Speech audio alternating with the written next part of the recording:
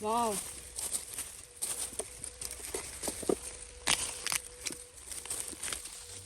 Wow nè.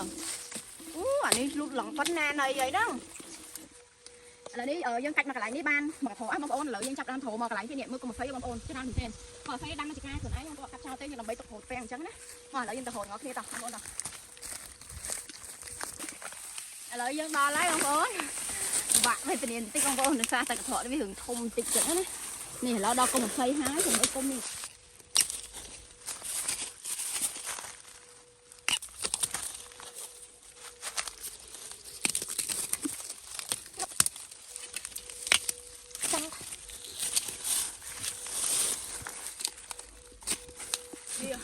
Wow. Ôi bông ôn ơi nè. Anh đi thờ của bát bông ôn. Nè.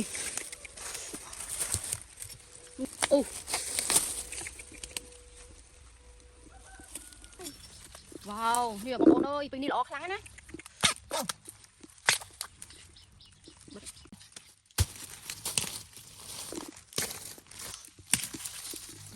Cùng đi chờ.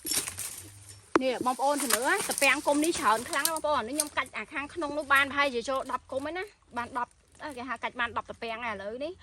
nè giờ mới em thò đã đi ở bông ôn mơ mà đó nè cùng đi bầy mùi phi bầy bấy nè một thằng đi tiếp bông ôn nè ở đây đang em mà thằng đi sân nè wow nè bông ôn nè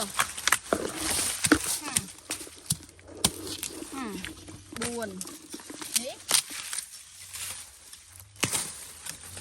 thèm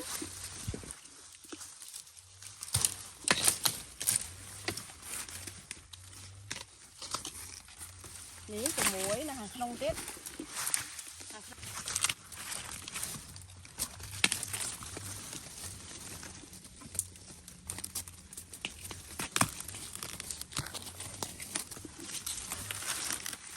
ô bông ôn thôi thà con muốn nói chọn á con đi chọn thấy tôi ó tiệt nè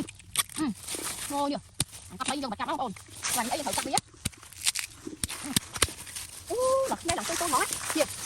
mà con đi không muốn gì đấy tôi chọn sang và đi ấy nhìn thử cặp đi nào sang bên kia nó muốn đi dùng của bạn đi để sao là bên nơi không con mắt nè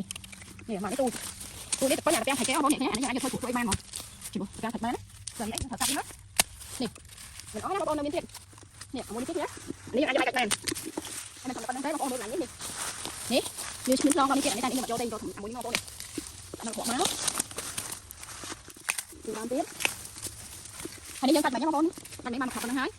trên tôi được cặp phải được sao thôi là một chuyện bông ôn ơi mượt hơi nhật nóng nè wow nè họ hái tập bay có mấy bông ôn đâu thằng khổ mấy thằng lơ tí luôn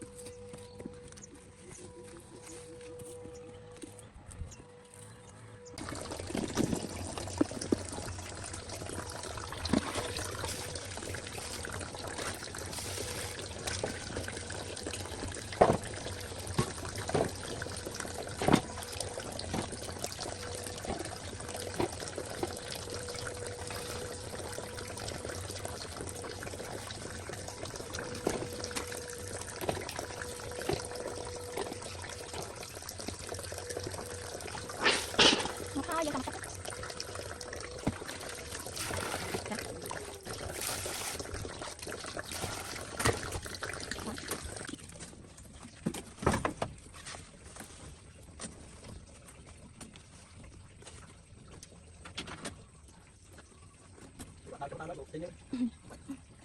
mấy cái